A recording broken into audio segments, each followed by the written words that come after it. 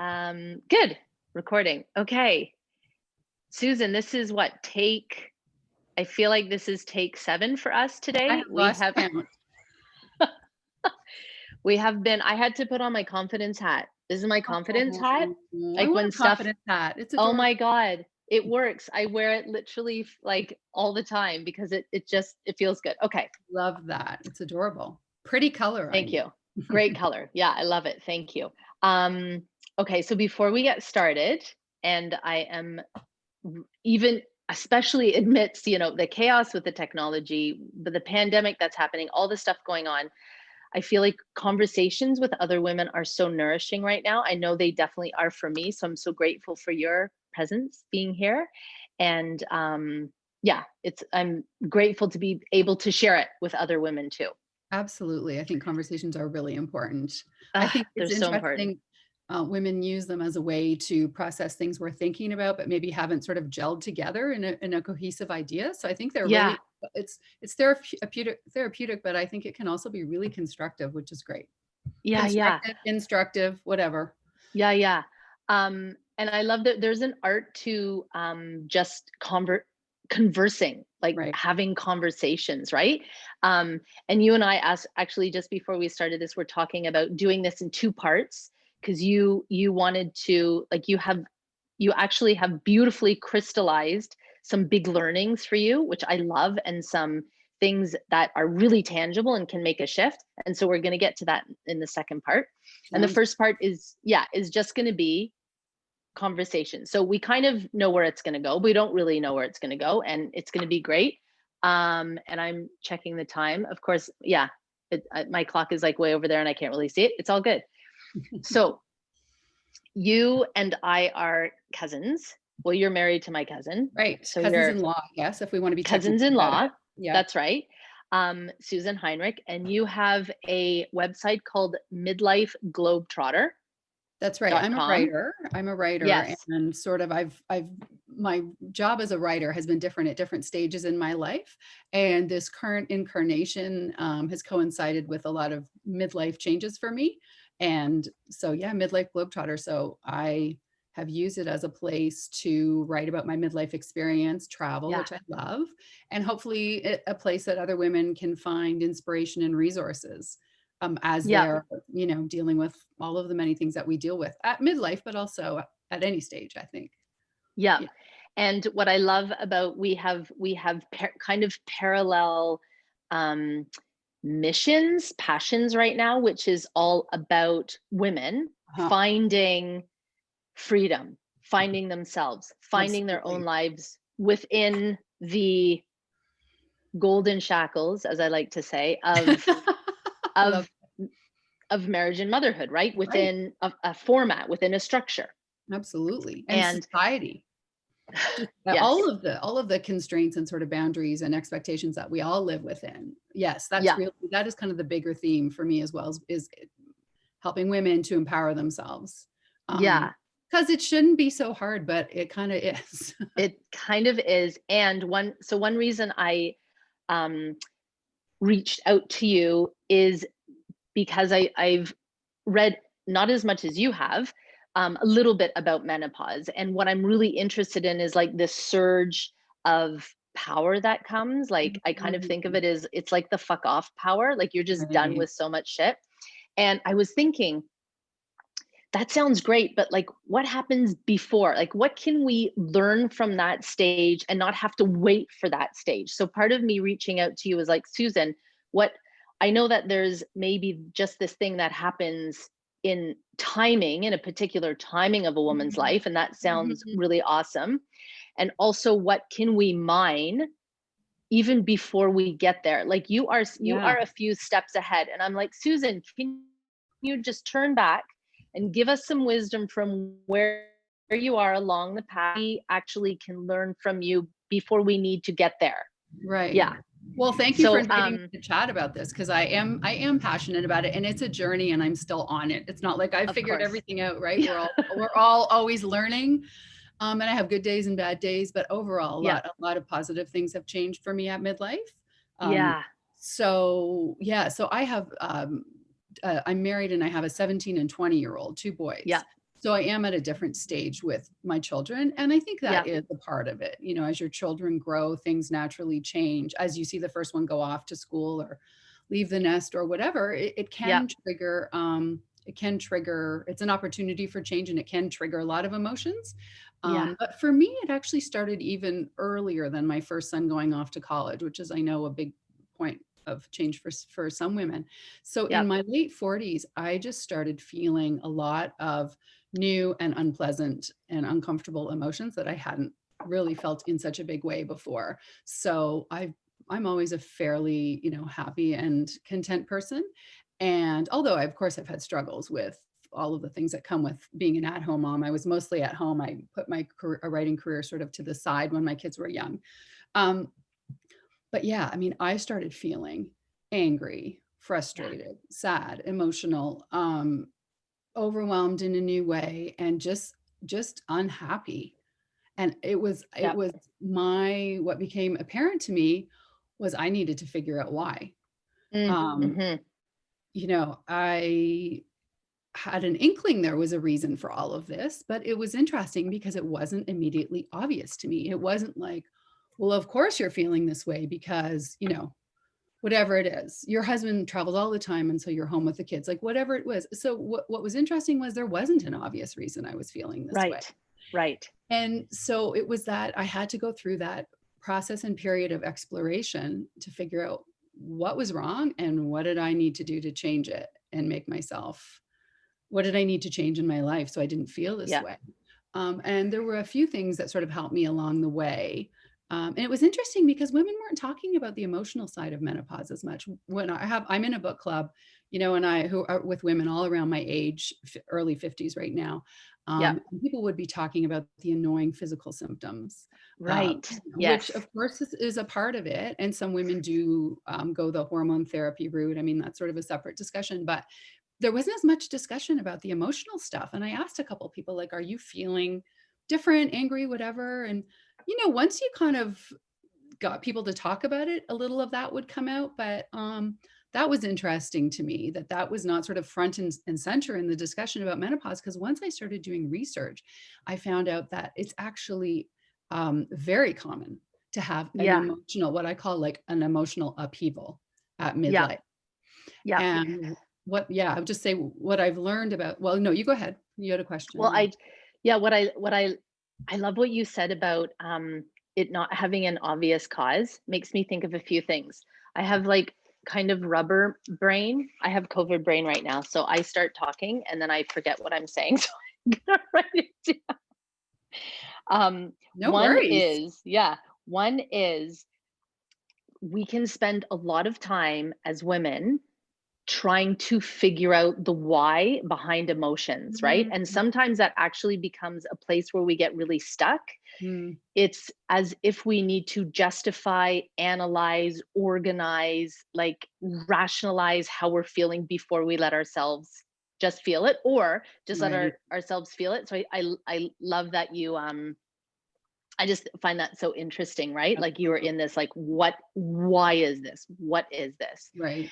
And it also makes me think of what it is to receive a message as a woman, well, as a girl, and then as a young girl, a young woman, that there is a almost a guarantee that marriage and children Mm, are the key to happiness, right?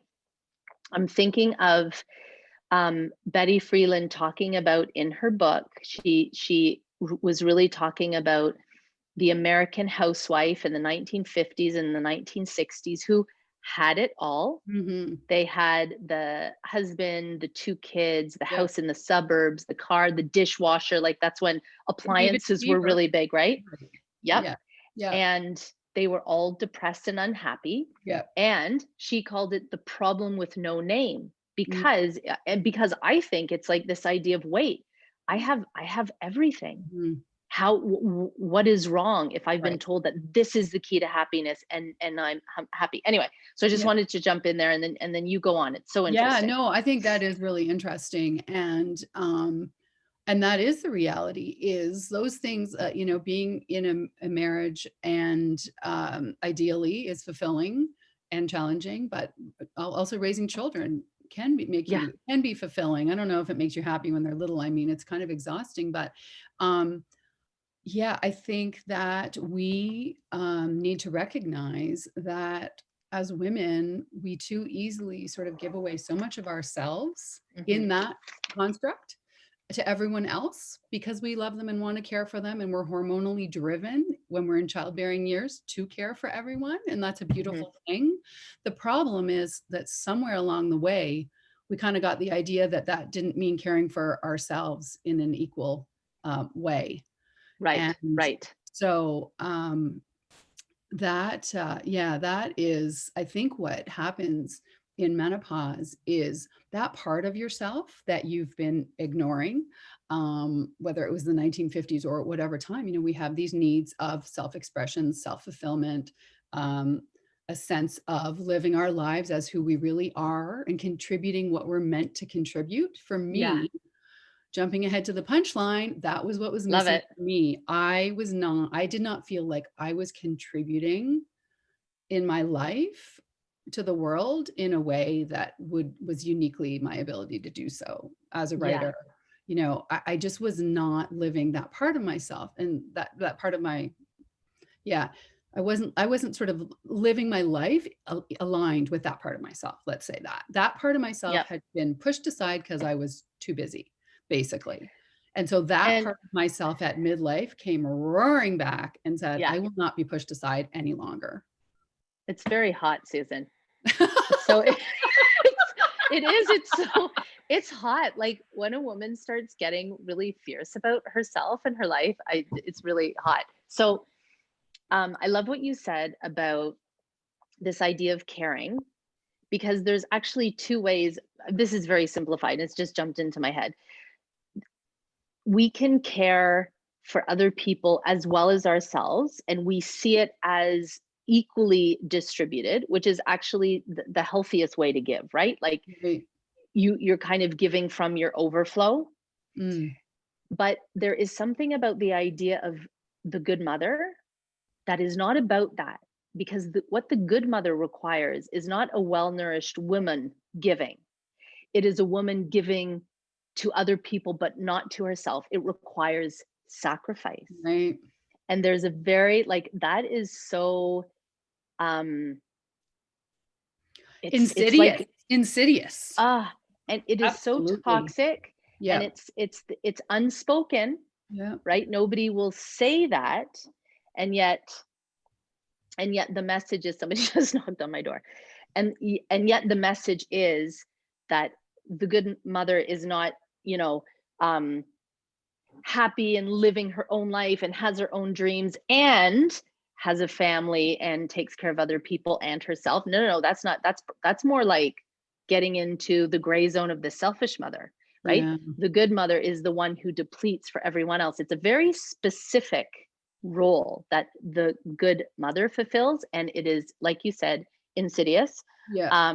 Yeah. So, yeah. Absolutely. I mean, and that is one of, so there's an example of the societal constraints, Mm, right? So we talked yeah. about having the challenge of living who we are within the sort of bucket of marriage, family life, let's just call it. Yes. And then on top of that, you're absolutely right. There's all these other societal expectations that I think sometimes we're not even aware of. But Yeah. it's like, you know, if I make time for myself to go and do X instead of play cards with my husband, I'm selfish. Yeah. Yeah. And I've mentioned this to you, I think when we were chatting once, it drives me crazy when women say, well, I've started exercising more because if I don't take care of myself, how can I take care of everyone else? And Right. well, I understand that that is a nice sentiment that you want to take care of everyone else. You don't need that justification to take care of yourself. You're a wonderful, special, precious Right. person who deserves all of that love and care completely because you deserve it, and it has nothing to do with caring for your family. Yeah. And I think Yeah. we have this sort of martyr syndrome Mm, as well. I don't know exactly where that comes from. It's really interesting, but that, oh, well, I'll do it. I'll do it. I do Yep. everything. I'll do it. And so Yep. I think we sabotage ourselves as well. Yep. And I also don't know where it comes from. Like that Yeah. would require some historical research, I think. Right. And Which some it's and psychiatrists and psychologists and some people some that, that's yeah, above our pay grade, Sophie, as you that's right. said. That's Yeah. right. But with some cases of wine, I feel like we Yeah, could figure it totally. out. Well, it's an Um interesting philosophical discussion, but I think the important piece for the discussion we're having today is just to recognize, is to name these things, right? That this yeah, exists and it's total bullshit. it's total, yeah. And we are following a script that we did not know we got. Like we Right. did not know. There's a friend of mine, we're same age group, and she has said to me before, when I was in high school, I was told by my parents and by all my teachers that we could do it all. Like that I could Mhm. do it all. And like where we fall in generations and when we were born also is part of where we are on the journey of woman, right? Right. Um, and so seeing herself as a modern, liberated, Mhm. career focused, ambitious woman, got Mhm. married, had kids, and then was like, what the fuck? Like nothing I thought. I feel like I have been lied to because Right. actually it hasn't turned out like that.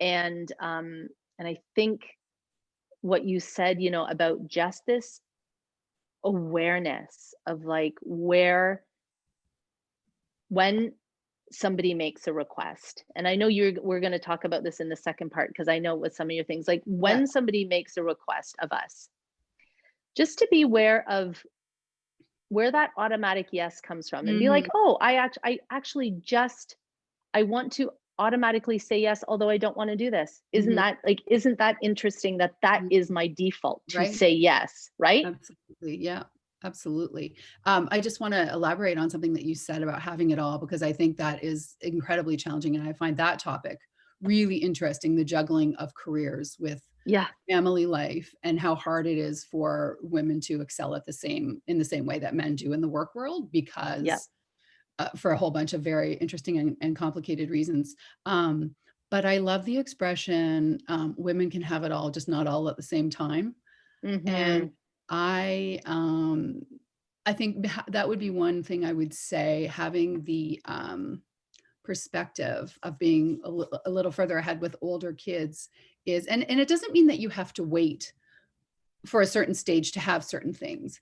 But it does mean that it's impossible to have everything at the same time, right? I mean, it's just not realistic to think that you can have small children at home and still Yeah. write a list of 17 things you did when you didn't have kids, right? I mean, children Right. are incredibly time consuming and emotionally demanding, or Yep. sorry, demanding on our emotions.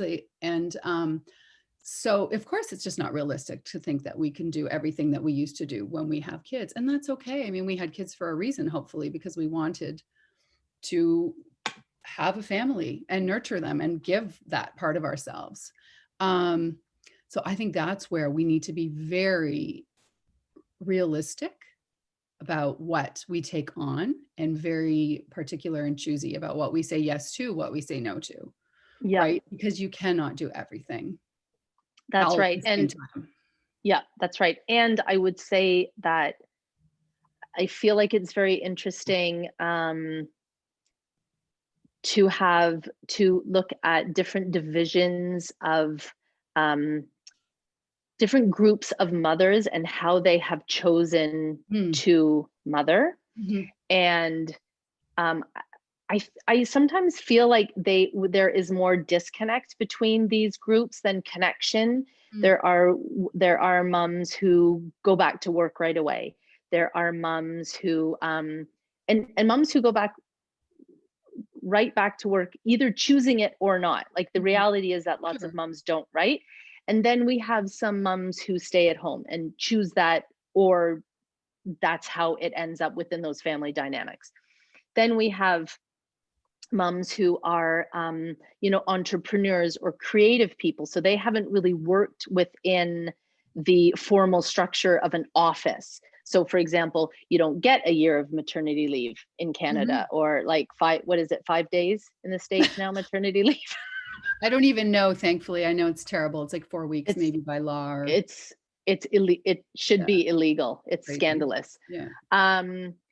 So, and then, then what does that creative entrepreneur mom do? And I think also that like having this real compassion and fierceness about every mother choosing Mhm. what she need, how she wants to mother. Mhm. And if she like cannot wait 10 years and be a stay-at-home mom for 10 years and not do her work because that would kill her, then she needs to make a different choice, Right. right? Absolutely.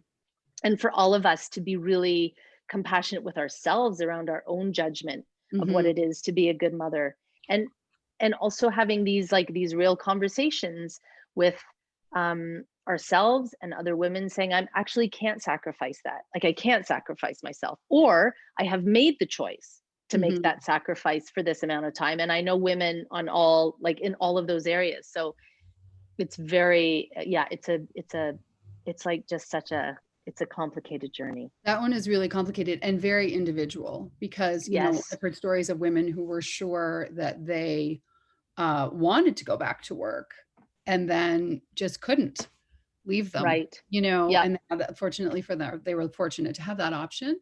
And then the opposite of women who thought they wanted to stay home and then didn't. And I think it's very hard to know for sure how you're going to feel about it until you have a Yeah. baby, what sort of the right way to mother is for you, and very individual. And that's an example Yeah. of a place where we need to be so much kinder to ourselves. Yes. That is Yes. something that has become a priority for me that I'm really working on at this stage of my life.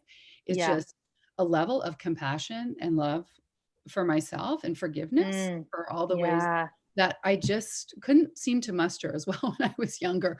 You're Yeah. just so immersed in all that mom guilt when Yeah. it's so hard. And so yeah, that's one area that I think we can all work on is just forgiving ourselves for the ways that we feel like we're falling short, that we're not really, but the expectations of us to excel in all of these areas and be, Yeah. are just so unrealistic, I think. Yeah. And Yeah. so I totally agree with you. Each of us is sort of on our own journey to figure out how um, being a mother fits in with the other needs that we have in our lives. Yeah. Um, Um, because we pay a yes. price if we put all of that aside Uh, too yes, we do. much, Yeah. and we think, yeah, I think we do. And that's something that women can start doing at any stage. And that really is a journey, obviously, or they should, obviously that's something you have to do when you have younger kids, is figure out what that looks like. But Yeah. yeah, that's a challenging one for sure. Because it's very And demanding.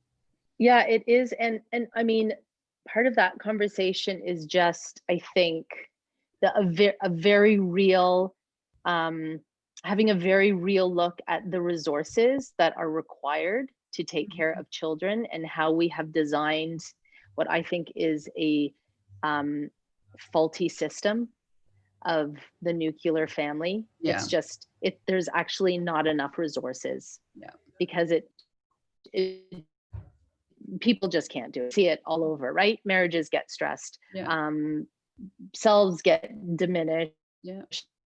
extinguished, or like it's not healthy. As opposed to having children, I my dream is that I would raise kids like with all my girls, right? And like some of us are working, some of us are like cooking Yeah. lunch, some of us are napping, some of us are with the kids. Like you just get to do whatever you want to do Mhm. from Monday to Friday. Okay.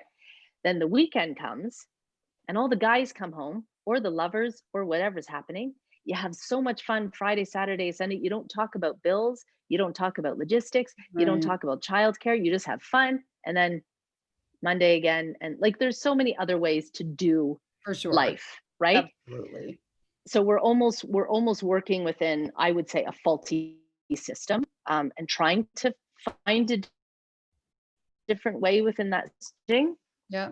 Yeah. Um, and yeah, yeah, and I think what I love about where you are right now, and the wisdom that you have for us is there's something about what you now know that can give us permission to challenge some ideas that we have right now, right? Like when you say, I'm really deeply into this learning of kindness and compassion and love for myself, that I don't have to get it right.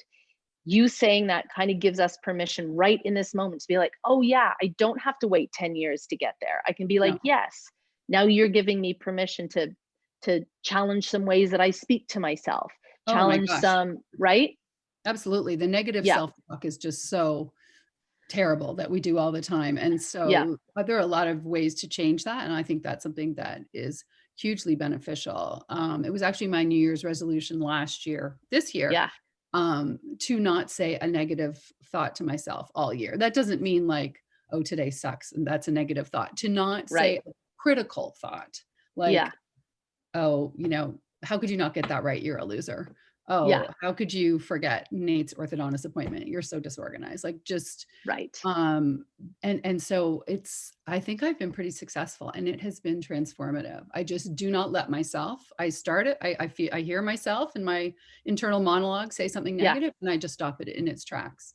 okay. Um yeah, so that, I because love we're that. so hard on ourselves. We're so darn hard on Ah, ourselves. It's crazy. The other yeah, thing, we are. like you mentioned previously, and I think it's an interesting sort of exercise. If I could go back and change some things, I think one of the things that was really had a really negative sort of impact on my life was my unwillingness to ever rock the boat. Like Yes. Hmm. and I think this is something a lot of women do is, and again, I think this is partly driven by our hormones, to be caretakers, keep everything happy. And, so I think we're great at sort of trying to always smooth things over, Yes. keep everything. And part of that is personality as well. I'm sort of not a very confrontational person, so I find confrontation difficult. Yeah. But I was just not good at speaking up when I had an issue. I just tried Right. to sort of keep everybody happy, keep everything tranquil and harmonious, and to my own detriment, Yeah. because you need to advocate for yourself. Yeah. And I think wanting to just keep everyone else happy is not productive. It's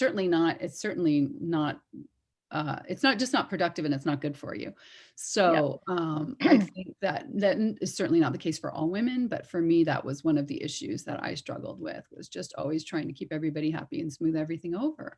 And Yeah. that was something that changed for me in a big way at midlife. Love it. I love it. Yeah. Okay. Yeah. So, um, yeah, I love that. The unwillingness to rock the boat. Yeah. Yeah. Taking on the whole burden of making sure that the waters are calm for everyone, even when sometimes inside of us, the waters are very churny. Like Right. we will take on the chaos in Right. order. Okay. Yeah. So I'm looking at the clock. Yeah. And I'm going to wind us down. I have two things that I want to talk about before we go. Absolutely. One is, could you, for us, talk about, I love what you said about this unwillingness to rock the boat. I want to ask you what you think the costs were, because I think to, I'm always looking at ways like what motivates a change in behavior. Hmm. So, sometimes we're going towards the pleasure, and then sometimes we're going away from the pain, right? And those are two things that can change behavior. Another thing that's really powerful I have found is looking at something that I'm doing and really going into seeing the cost of it. Because Yeah. sometimes if I don't understand what it's costing me, Yeah. I don't have the motivation. So that's one thing I want to ask you. That's the first thing that I would love for you to share with. And then the second thing is, love what you said about um, being kind and how you're like crushing it. You're like, I am doing such a good job at this. Mhm. And could you give us a few more details of like what your process is? I know you said I hear the thought and I stop it right away. If you could tell us, do you stop it with another thought? Do you do things during the day that are like words of love or encouragement? Like any other Yeah. illumination you have on Interesting. that, I'd love to Okay. hear. All right. Yeah. Number one, the cost of that, I think, Yeah. was a sort of simmering resentment Yes. that which was toxic for me, and for my, just mostly toxic for me, because I think everybody else didn't notice because I had done a really good job of smoothing everything over. That's Right. right. So Yeah. yeah, it was a resentment that Mm, built up within me. And I think that was why I had such an emotional upheaval at midlife. I think when women earlier on are living more in alignment with themselves and their needs, and voicing them and being willing to rock the boat, then I think, that part of yourself doesn't have to sort of roar back at midlife and say, because you're already doing it. So I'd say resentment. right. Got it. And then in terms of the positive self-talk, yeah, Yeah. usually I think I'll recognize that a negative thought is starting. I'll question it. Is Yeah. that really true? Or, and then I will often think of something, but yeah, look how you did, I'll think of something positive that I Yeah. did and how far I've come, with all of the various things that I'm trying to work on. Oh, And again, amazing. and then the forgiveness piece. I think that's all part of it. And then sometimes it's a moment of, yeah, that wasn't great. You're human and you're going to make mistakes. And at least you're trying and you're putting yourself out there. And yay, Mm, you're awesome. So, yay. yeah. That's so good. So, yeah, I think though that thought process sort of ties in with the work of some of the things that we're talking about, Yeah. of reframing expectations, of yeah, reframing expectations, forgiveness that we can't do everything, Yep. acceptance of the ways that we're not perfect because we're not, and all of those Yep. things. And so when you're starting to live more that way, then your thoughts can align with that, and those things go both ways, right? I think the more that you align your thoughts in that way, that enables you to live that way as well, Yeah. and vice versa. When you're Mm, living that way, it becomes easier for your thoughts to sort of line up with that new, that sort of paradigm shift of, um, yeah. yep. And the other one thing I'll just say is I think focusing on moments of happiness during the day, um, can be very helpful too. Yeah. It's really easy for our focus to be constantly moved to the things that aren't exactly the way we want them or aren't going the way that we want. Yep. Um, so that sort of comes into the mental piece as well. I mean, Yeah. there's I a lot love, of other things, but yeah. yeah, I love that. I'm reading this book right now, Burnout. It Oh, is so good. is it? Okay, I'm gonna write it Yeah, down. the authors sisters were interviewed by Brene Brown on one Okay. of her Unlocking Us, I think is the name of Yeah. her podcast. And so one thing they talk about, which so resonates with what you said, is this idea to reframe what winning means, Mm, because we can have, of course, these impossible goals. Like right. right now, I feel like I really need to reframe what winning in parenting is, because I Yeah. feel like I'm doing a crap job right now and my kids are just having a rough time. Yeah.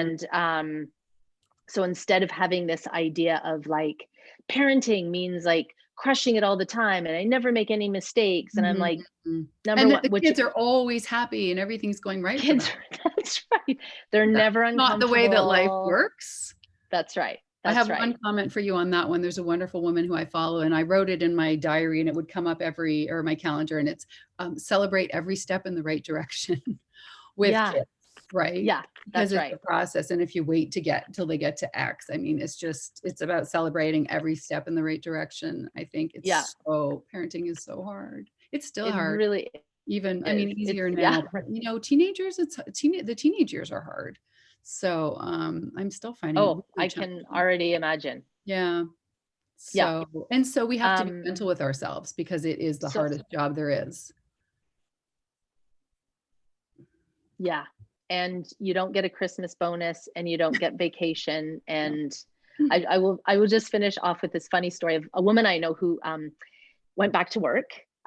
Three kids, kind of around the same age as Daisy and Max, plus an older one by a few years, went back to work and got this beautiful uh, designer purse as a bonus from her work. And she showed it to me, and it was around Christmas, and she showed it to me. And this was a couple of years ago, and it was just feeling in the depths of motherhood and domesticity.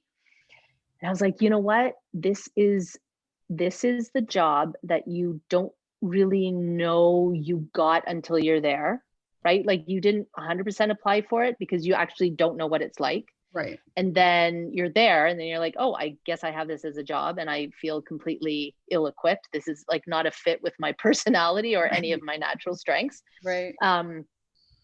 And then it's the job where you never have reviews. Like nobody ever says, I just want to say last 3 months, you've been really doing a fantastic job. We've noticed your performance, you know? Yeah. And The then, grilled cheeses are a 10 out of 10. yeah, Absolutely. yeah. And all of your work is, we just want to applaud it. We see it, we notice it, we acknowledge it, we recognize it. And here's your designer handbag because you've done a great job this year. So here's your Christmas bonus. But I love yeah, it. and that Absolutely. also, so that's also part of what you're saying, those words of, and I'm hugely into celebration. Like at the end of every day I go through a big list. It's Oh, something that I'm that's really committed about, great. like, yeah, what am I going to celebrate today? Because often nobody else is doing that, right? Right. Like So, you're not getting the thank yous, you're not getting the yeah, acknowledgments from anybody else. So if you don't do it, um absolutely. it And so just, you're already right. celebrating every step in the right direction. I love that. That's Yeah. so important to do that as well. It's so, I mean, even with this, new work project I'm working on, I have such an endless to-do list all the time. Yeah. Um, and it's very easy to focus on all the things I didn't get done and not Yes. sit back and go, wow, I, wrote this, did this, called this person, set this up, created this. So yeah, so much of this is, self, it's a mental exercise and mental challenge. Yeah. And it Hmm. and it relates back to something that we're going to talk about next time, Yes. which is one of your 5 things, which is like, and I call it epic responsibility. It's this Mm, idea that at some point you realize nobody's coming to rescue you, right. nobody's going to do it for you, and you have to rescue yourself. You have to be your own queen. You have to be your own best supporter. Absolutely. Um, yeah. And okay, so I'm going to challenge us before we leave. Mm. Let's do a little celebration, like just from Okay. when we woke up this morning, everything that Yes. we want to celebrate until this moment, and then I will see you on part 2. Yeah. Okay. That sounds great. Do you want to start or do you want me to go? You go. Okay. I celebrate that I slept in this morning instead of doing my morning routine because I woke Wow. up in the middle of the night and I was just too tired. Um, I celebrate being really patient with my kids this morning, which has been very difficult because we're all under emotional stress and tapped out and just, Mm. the blahs. Mhm. Um, I celebrate that we did so much work trying to figure out Facebook Live. And Absolutely. so I celebrate the work. And then I celebrate at some point, I was like, Susan, I can't do any more trying. Yeah. Let's just go to Zoom because I have no more capacity. I know my limits and I'm at it. Celebrate that. I celebrate getting something really yummy to eat, some healthy stuff from the food. So I feel good about nourishing myself with healthy food and healthy drink. And I celebrate making this call happen. We made it happen. We just adjusted, and it's been so Mhm. great, I love and just that. have felt so great. So those are my Yeah. celebrations Oh so my far. gosh, so many celebrations. Well, I wish I had thought about this ahead of time. I mean, the one thing that pops into my head is I'm finally trying to really respect and embrace my energy level at various times of the day. Oh, And love so it. for me, getting my husband Sean gets up to work, your cousin Sean, very early. And so, but I've always slept in more. I've started getting up earlier because I really do get a lot more work done. And then because I try and sort of cut it off by around Yeah, 3:30 and not push myself. love it. So, yeah, so working in a way that works better with my sort of natural rhythm, um, Yeah. is a good one. I celebrate I had a great night's sleep last night. Um, I mean, we don't take that for granted, right? Nope, that's right. No, so that was a really pleasant surprise. I don't always have a great sleep, but, Yeah. yeah. So, Awesome. yeah, and celebrate the chance to chat with you. This has been so fun. So fun. Mhm. And we're just gonna get into more stuff next time. Yes, absolutely. Um, okay. Big hug, Susan. Yes, same to you, Sophie. Thank you again for inviting me. It's lovely chatting with you, and I will look forward to part deux. Hard to baby. It's coming up. Okay. All right. Well, have a wonderful Bye. rest of your day. Thank you. You Goodbye. too. Bye. Bye.